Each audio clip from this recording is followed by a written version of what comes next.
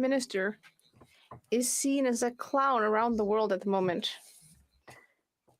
Whether you blame the former Liberal Speaker of the House for having recognized a former Nazi in Parliament, or whether you don't, well, either way, it took 5 days for the Prime Minister to stop hiding and avoiding his responsibility to defend Canada's reputation. But whether you blame him or the Liberal Speaker for recognizing a Nazi on the floor of the House of Commons, we all agree that it took him 5 days while he hid under a rock and let our reputation be torn to tatters. Why was he more concerned about protecting his personal reputation rather than defending the nation's?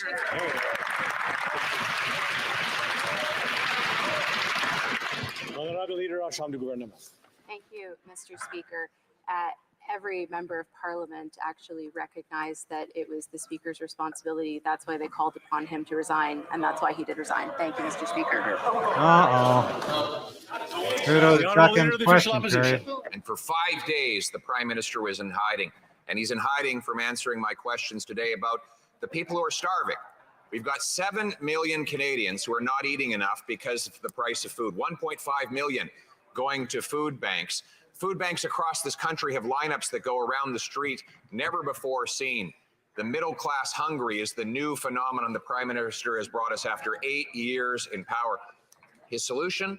A radical quadrupling of the carbon tax to 61 cents a litre on the farmers and truckers who bring us our food. Will he finally adopt the Conservative common sense plan to axe the tax to bring home affordable food? The Honourable President of the Treasury Board. Actually, Mr. Speaker, I'd like to put the question to the opposition as to whether they will actually support Bill C-56, which is before the House, and instead of voting against every measure that goes to support Canadians, whether it is senior citizens, whether it is workers, whether it is small businesses, Mr. Speaker, the Conservatives have a choice, and we urge them to vote in favor of Bill C-56. Thank you. The Honourable Leader of the Official Opposition. We've made our choice. We will axe the tax to bring home.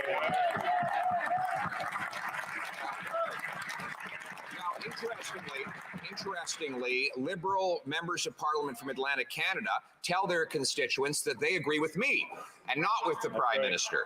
When they're on the home front, they tell their constituents that they're on the Conservatives team to axe the carbon tax. But when they come here, they seem to forget their spinal cords at home and vote with the Prime Minister to quadruple the carbon tax to 61 cents a litre, which also applies to home heating. Will these Atlantic MPs find a spine, vote with us, axe the tax to bring home lower prices? The Honourable Minister. Mr. Speaker, residents of Edmonton Centre, indeed Albertans across the province, wrote to me about the fact that this summer, Mr. Speaker, like so many summers before, and going back, Mr. Speaker, they couldn't breathe the air of the summer because of forest fires, Mr. Speaker. And what do the Conservatives want to do, Mr. Speaker?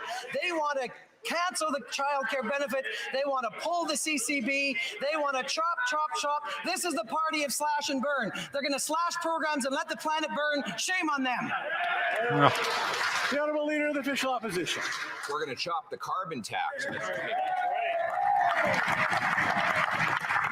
This Liberal member, just like his NDP coalition partners, have betrayed Albertans who are ripped off by this carbon tax, just like people right across the country. That member, just like the NDP, decided to betray his constituents and vote for the Prime Minister's plan to dig deeper in the pockets of hardworking people. Will they abandon their reckless plan to quadruple the tax to 61 cents a litre and vote for our motion to do it next week?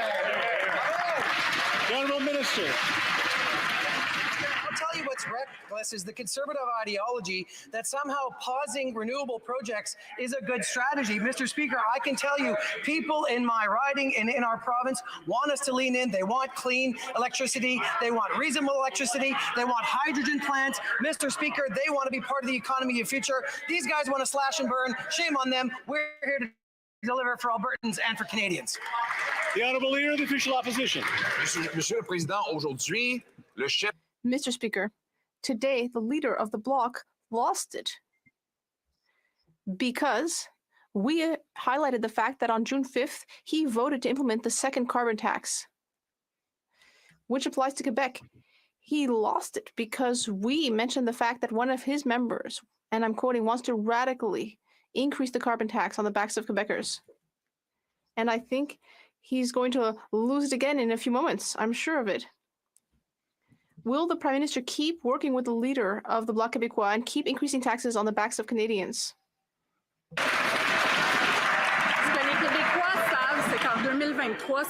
What Quebecers know is that in 2023, it makes no sense that a party that aspires to govern the country has...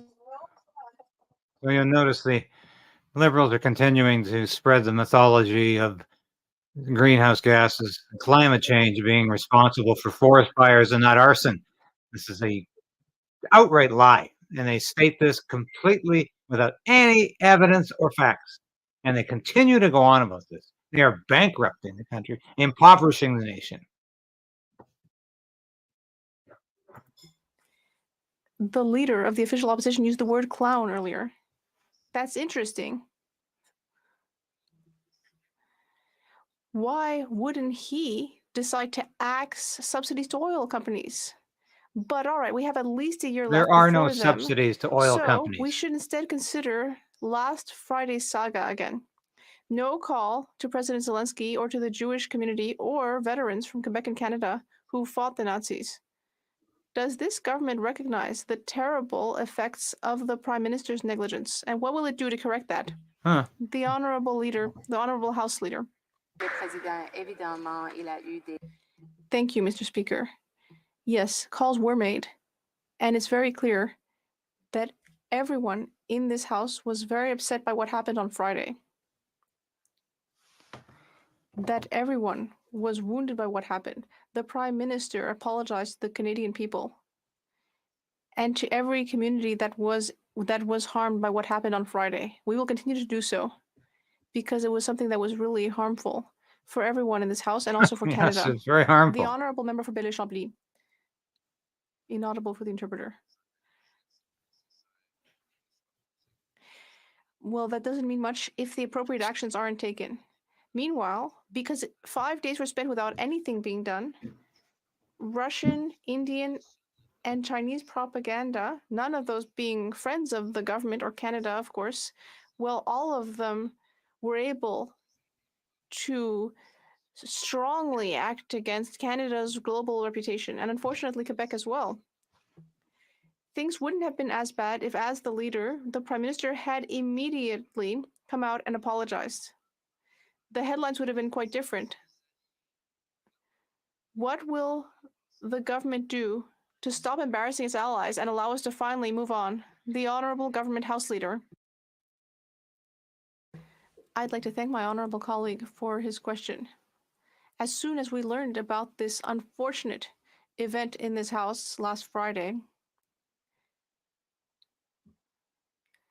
the Prime Minister recognized that it was something that was very painful for Canadians and for affected communities.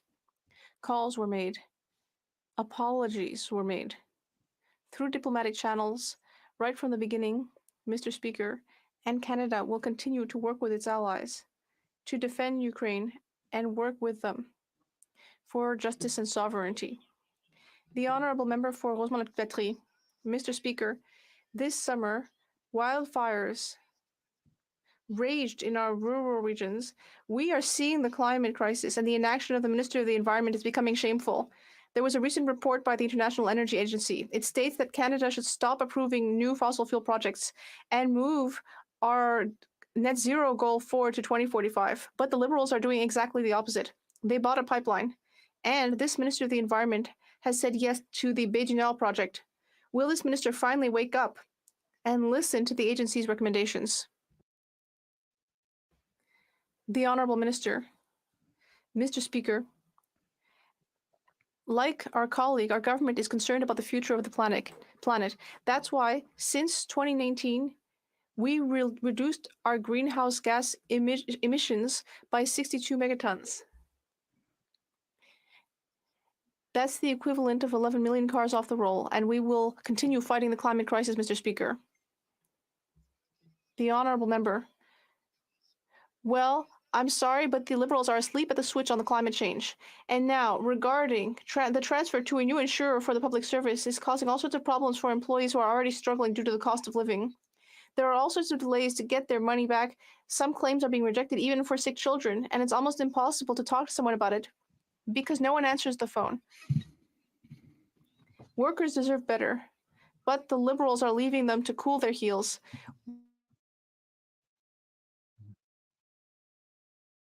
So clearly, Pierre Poilievre is missing an opportunity here to talk about not just an apology from the Prime Minister, but his resignation. And Trudeau has been absent for 3 days out of 4 now, and undoubtedly won't be there again tomorrow.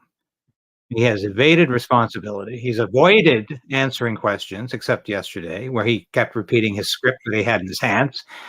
Poilievre should be saying it's time to resign, and the Conservatives should be readying an opposition motion for the next time they have the opportunity. And they have more than enough evidence that it's time for Trudeau to go. Trudeau must go is more than a hashtag. It's a dire reality. And Trudeau must go. He's embarrassed us on so many files. He's made these reckless accusations about India having something to do with the murder of a Sikh candidate. This Nazi episode is just enough in itself, but the list continues. No China inquiry.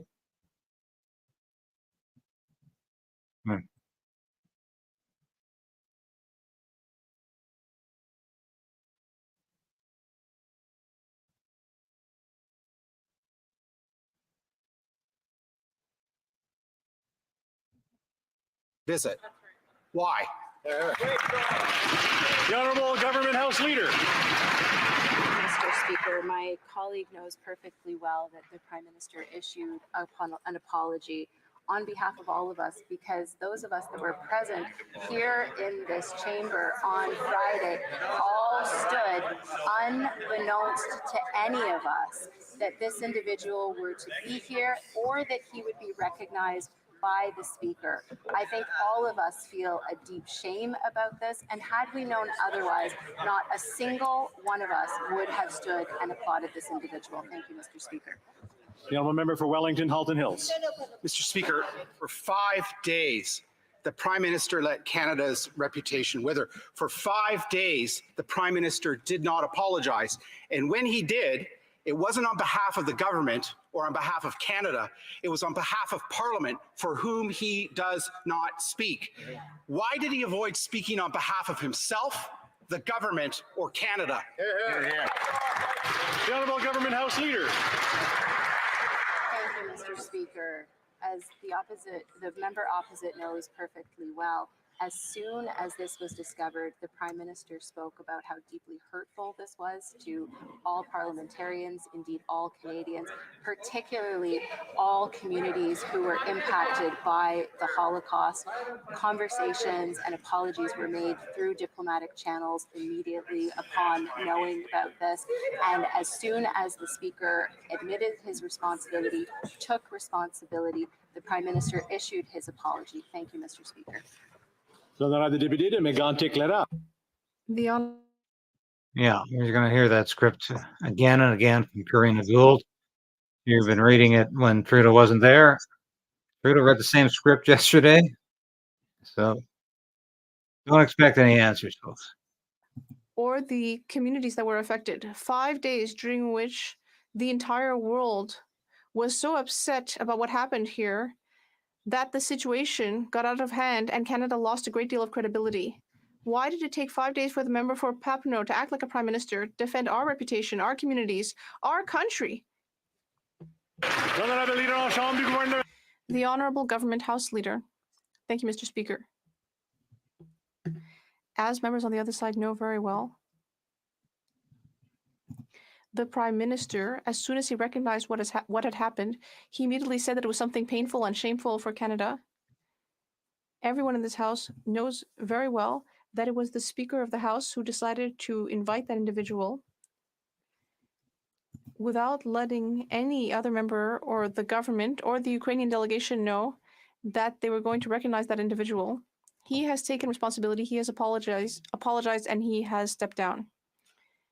The Honourable Member for Mégantic-L'Érable.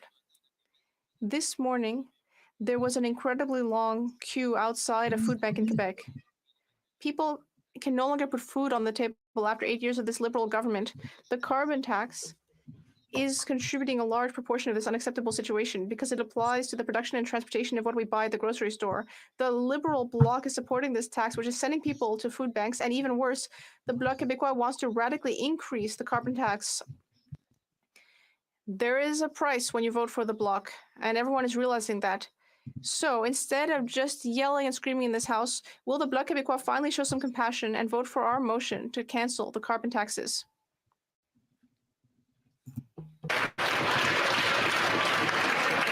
Normalement, on pose des questions au gouvernement. Normally, one asks question of the government, the Honorable Parliamentary Secretary. Mr. Speaker, I would be happy to let the Bloc Québécois answer, but I will say that there are 35 Liberal Quebec members, all of whom stood by our Prime Minister and Minister to ensure that foreign investment will be made in Canada. And today, we announced that there is a new company, Norval, which is going to settle in Saint-Boniface in Quebec, which will contribute thousands of jobs to Quebec thanks to our government's hard work. That is the future. That's what it means to work hard for Quebec. Forest Lawn. Anyone who took out a 5-year, $500,000 variable rate mortgage in 2021 is now paying up to $24,000 more in interest a year. This is around the time this finance minister was telling everyone, borrow as much as you want. Interest rates will be low for a very long time. What borrowers didn't expect was for her to pour hundreds of billions of dollars of fuel on the inflationary fire, giving them the most rapid interest rate hikes not seen in the last 3 decades. After 8 years of this incompetency, they're just not worth the cost anymore. When will the Prime Minister finally balance the budget so interest rates can come down and Canadians can keep a roof over their heads? The Honourable Minister of Housing. Mr. Speaker, I find the honourable member's newfound interest in building more homes for Canadians fascinating when he's got a history of voting against measures that will build more homes for Canadians. Mr. Speaker, I pointed out to the honourable member that officials at Finance Committee yesterday confirmed the Conservative proposal will build fewer homes than the measures we have introduced already. Why is the honourable member's plan to cut funding for home building and to raise taxes for home builders? It's not going to work. There are members who will work to build homes for Canadians, and they sit on the government side of the House. The Honourable Member for Calgary Forest Lawn. So the guy responsible for breaking immigration is now responsible for breaking housing even further in this country. I've built more homes than their government combined. So I would know a little bit more about home. This finance minister is out of touch and out of control. They said 2 months ago that she solved inflation. It's gone up 43% since then to a whopping 4%. Their interest rates, the interest rates went up because of their high deficits. When will they finally balance the budgets so Canadians don't lose their homes?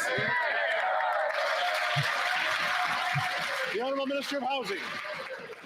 In typical Conservative fashion, he's ignoring the homes that we built over the last number of years for low-income people. The reality is, when I look at the plans that they... I'm really having trouble hearing the minister's answer. The Honourable Minister of Housing. It's fascinating, Mr. Speaker. When we make a point that stings, all they have to do is yell. The reality is the plan they have put forward is not worth the paper that it is written on. Their plan is literally to cut funding to build homes and to raise taxes on the people who will build them. It will not work, Mr. Speaker. We are going to put measures forward that change the financial equation for builders. We are going to change the way that cities build homes, and we're going to build the workforce to get it done. L'honorable député de Avignon-Lamitis, Matane-Matapédia. Monsieur le Président, la semaine dernière. The Honourable Member for Avignon-Lamitis, Matane-Matapédia. Mr. Speaker, last week at the UN, Canada was reminded that it is a global leader in the expansion of fossil energy. As the Minister of the Environment likes to remind us, it is a major oil-producing country, and instead of defending themselves, the Liberals seem to be proud to prove that the UN is right. In fact, they currently are authorizing more exploration off Newfoundland, and they are going to double oil production. Oil companies and the Conservatives are delighted. Environmentalists are aghast. Clearly, the minister has chosen the side he's on, but does he realize that he's on the wrong side of history? Sous les conservateurs. Mr. Speaker, Under the Conservatives, only 1% of our ocean territory was protected. But now we have protected more than 14%. We have created a number of policies based on international best practices, and we will be meeting our goals appropriately. Yeah, I see a comment there. What, a gong show? Yes, it is a gong show. It goes on 5 days a week. You can ask the same question a dozen times and you can get no answer a dozen times. The former Liberal Minister of the Environment, Catherine McKenna, can now say what she thinks since she has left politics. And what she said in La Presse is that Canada will soon be the second biggest producer of new oil deposits in the entire world by 2050. And what she thinks is that it didn't have to be this way. And she is right, Mr. Speaker. The Liberals don't have to be part of the problem. Will they back down on their plan to engage in oil expansion off Newfoundland? The Honourable Parliamentary Secretary to the Minister of the Environment. Thank you, Mr. Speaker. I'd like to thank my colleague for the question. Setting a threshold for oil and gas expansion is one of the major planks of our plan to reduce GHG emission. Oil companies have shown several times that they are perfectly capable of creating new competitive methods. We are continuing to work with all stakeholders in order to bring in measures to reduce emissions from oil and gas production. Thank you. The Honourable Member for Repentigny. Mr. Speaker, the Liberal government announced last week that it wants to double offshore oil production by 2030. Right in the middle of a biodiversity area. This might affect endangered species. And the Conservatives seem to be delighted. Go ahead, kill all the whales. No problem, as long as the oil continues to flow. It's shameful. It's a threat for the future and for the planet. This has been created by the Liberal government, and it's being applauded by the Conservatives. Will the government finally hear reason and cancel these irresponsible decisions? The Honourable Parliamentary Secretary to the Minister of Natural Resources. Protecting all of our ecosystems remains a priority.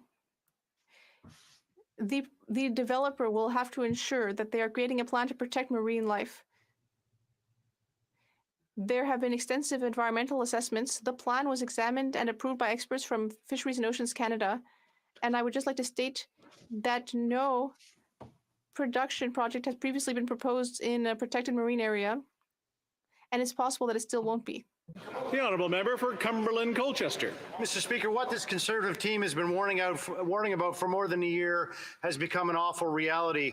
After 8 years of this NDP Liberal government policies, my home province of Nova Scotia has been plunged into a failing grade, an F in fact, with respect to 13 indicators of poverty. Their punishing carbon tax has vaulted Atlantic Canadians past the point of being able to feed themselves, put a roof over their heads, and heat their homes. This Liberal Prime Minister is not worth the cost. Will the Prime Minister cancel his plans to increase his inflationary carbon tax? Good question. That's it. The Honourable Minister of Housing. Mr. Speaker, I have to point out that it's unacceptable that the member who repeats the talking points from a recent $45,000 junket he joined where he enjoyed porterhouse steaks and Chateaubriand, where they ordered 10 bottles of $600 wine and champagne. Mr. Speaker, we're going to put forward measures that are going to protect the environment and put more money in the pockets of families. You believe this guy? The Liberals are masters at living off the backs of corporate backs. This is these people are all clowns.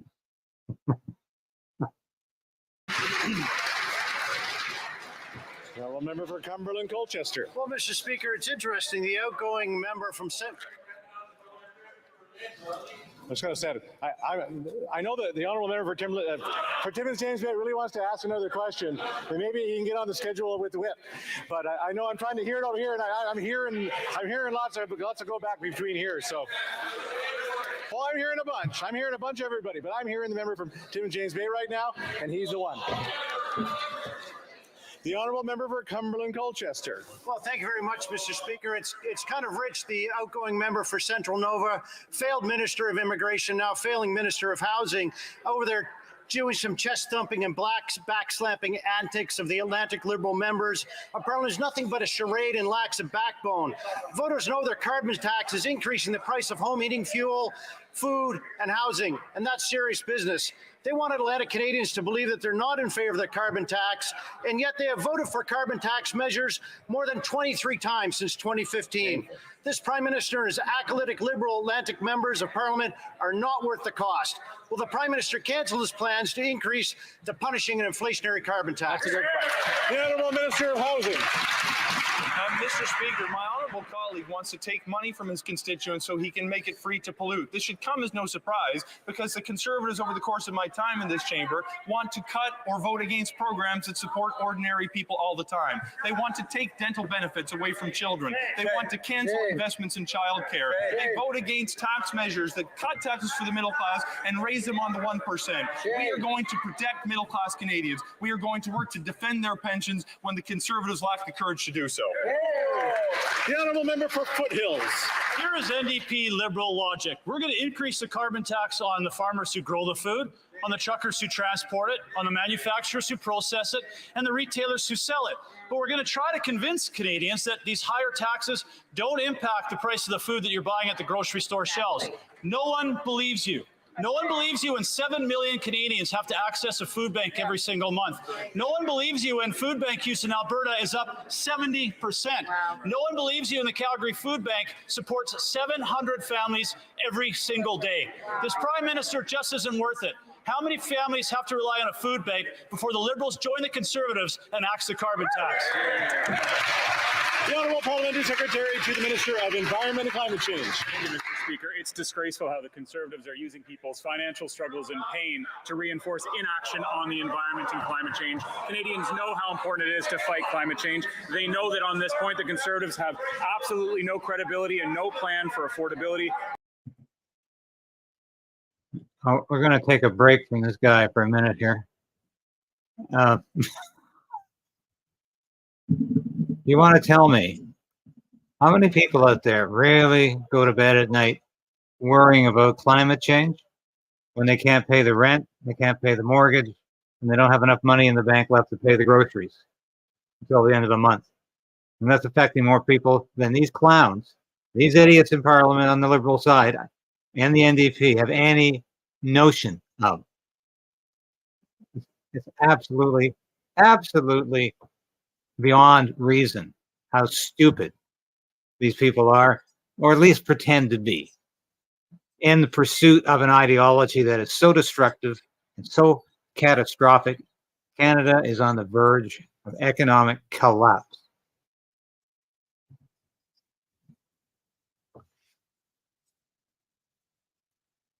Measures to build social and co-op housing that will actually get us out of this housing crisis. Here, here. The Honourable Minister of Housing. Well, my honourable colleague has asked when the Liberal government is going to start investing in housing for low-income families. Right after we formed government in 2015 is the answer to her question. We have been putting forward a national housing strategy backed by $82 billion investment that is providing thousands. Thank you, Scott Sanders, for your comment. I will keep up the good work, unlike these bozos that are keeping up the bad work and they just display their incompetence for you every day. That's all this is about. So you know how inept these people are. They prove it to you every day. 3,000, 1,000. This is going to put a roof over the head of hundreds of thousands of Canadians. The honourable member for London, Edmonton Greensboro. The leader of the Conservative Party has made it very clear where he stands. He wants to cut Canadians' pensions and seniors get less money, and now they're applauding that plan. Now his friend, Miss Danielle Smith, is taking his lead and threatening to pull Alberta out of the CPP. Shameful. Albertans are worried that their pensions will be gambled away by unpredictable, unreliable. What does he think the Liberals been doing with it for decades? And defend the pensions of seniors. The pension fund isn't even there. The Honourable Minister of Employment.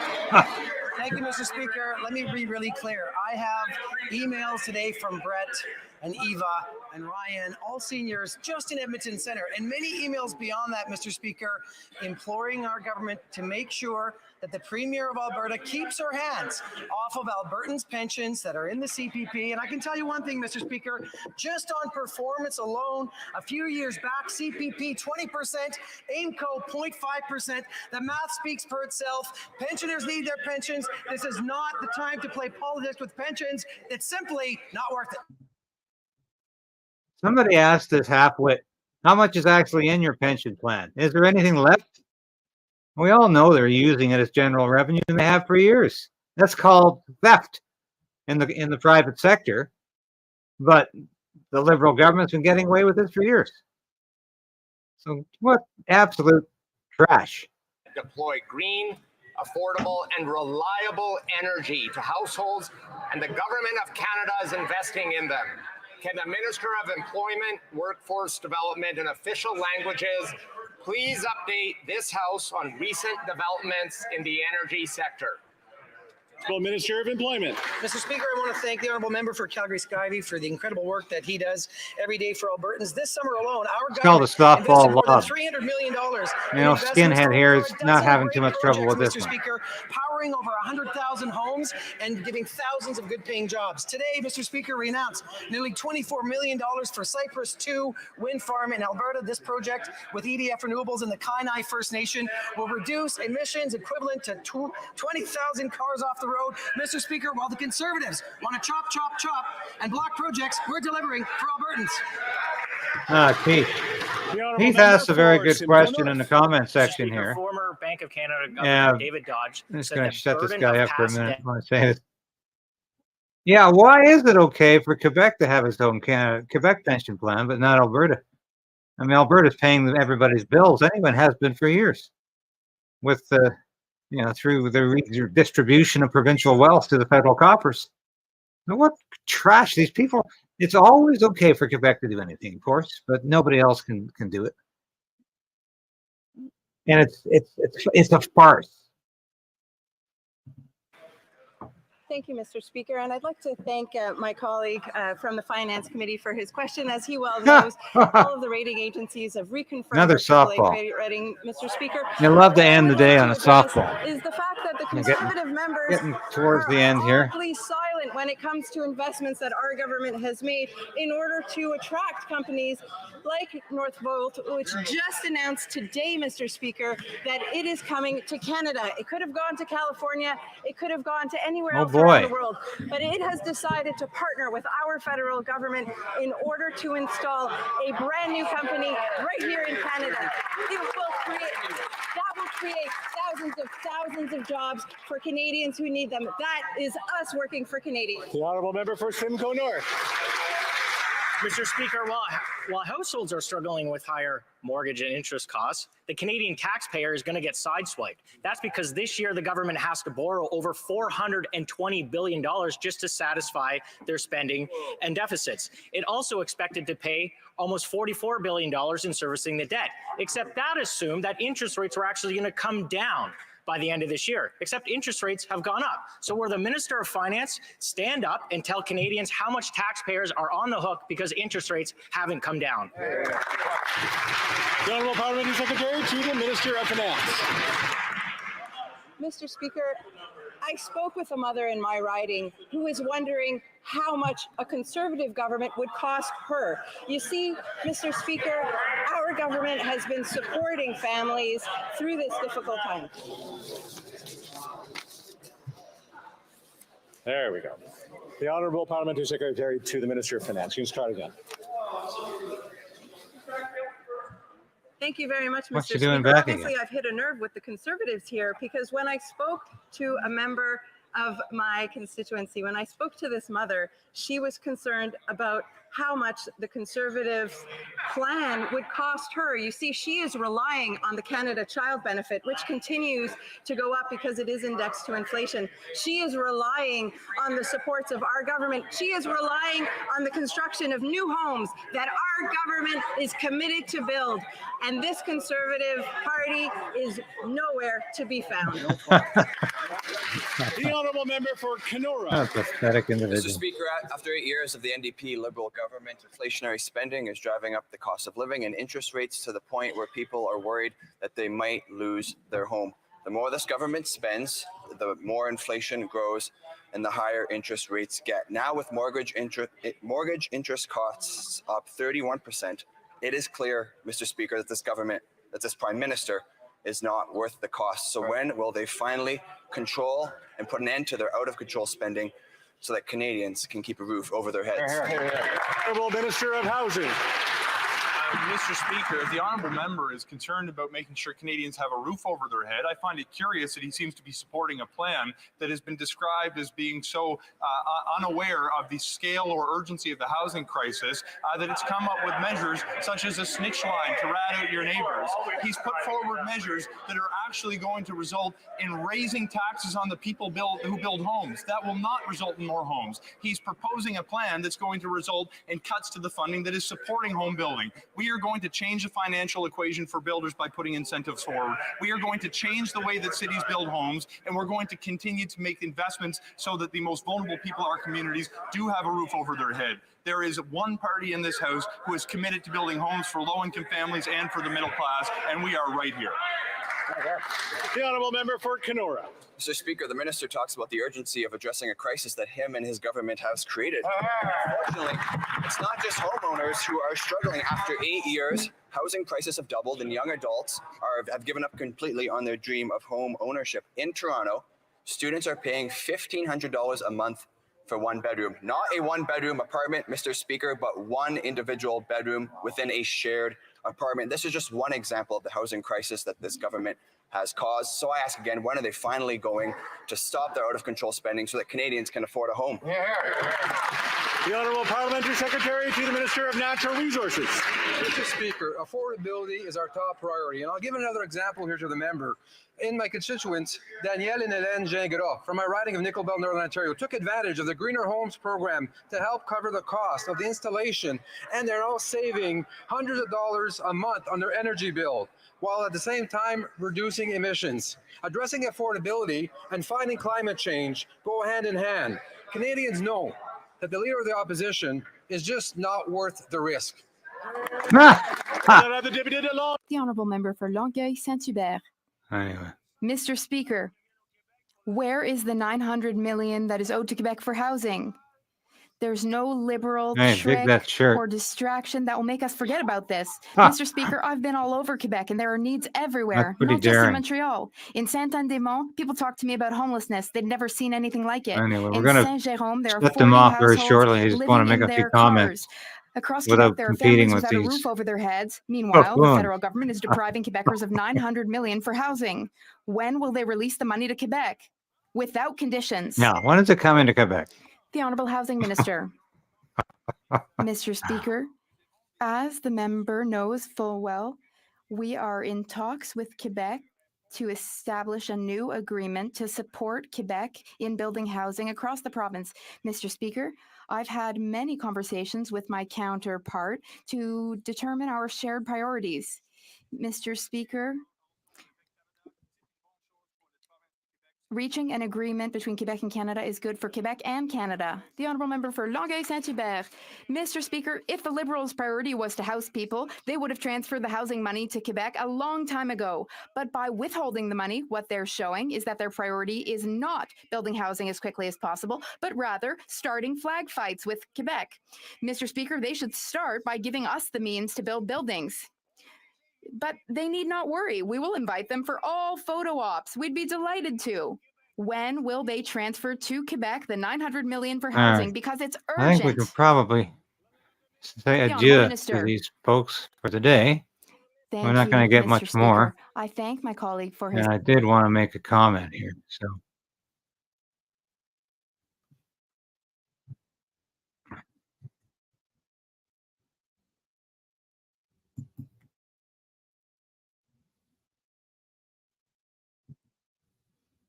Yes, there we go.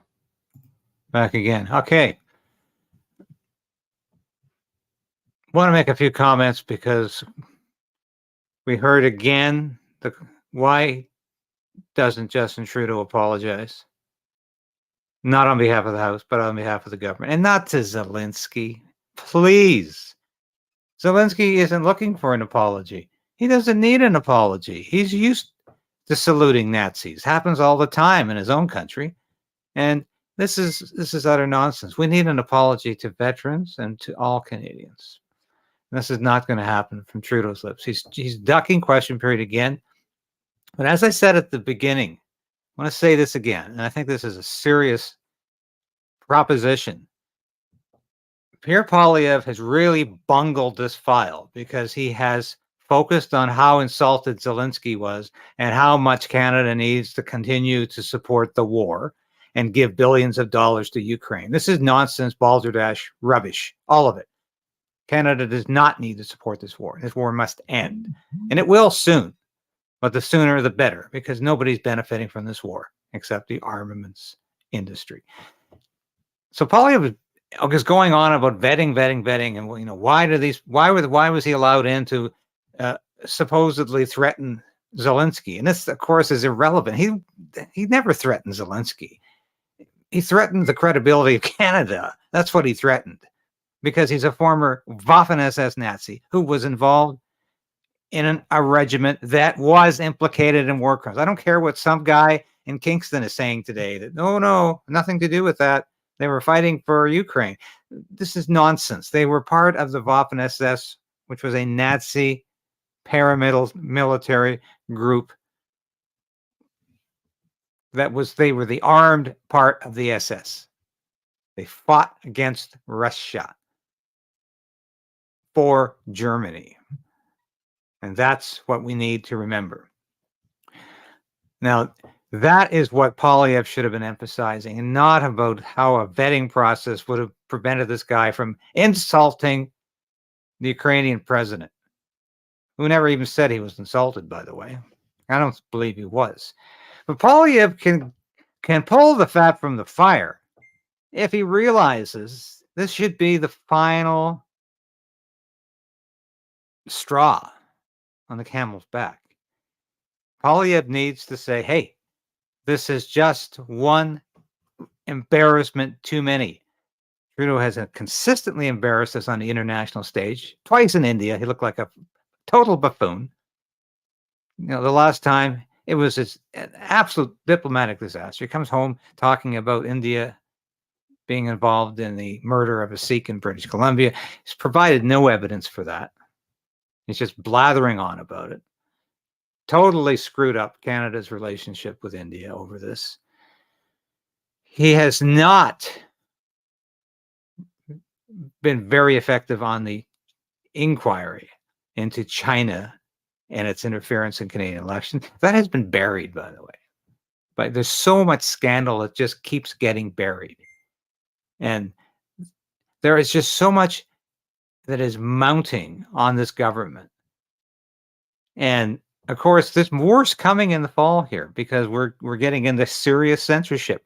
Again, internet censorship is coming with a bill that will be introduced. It's going to be called the Online Safety Bill. It hasn't got a name yet, hasn't got a number yet. But the working title was the Online Safety Bill. They might apply that to the final bill when it's introduced.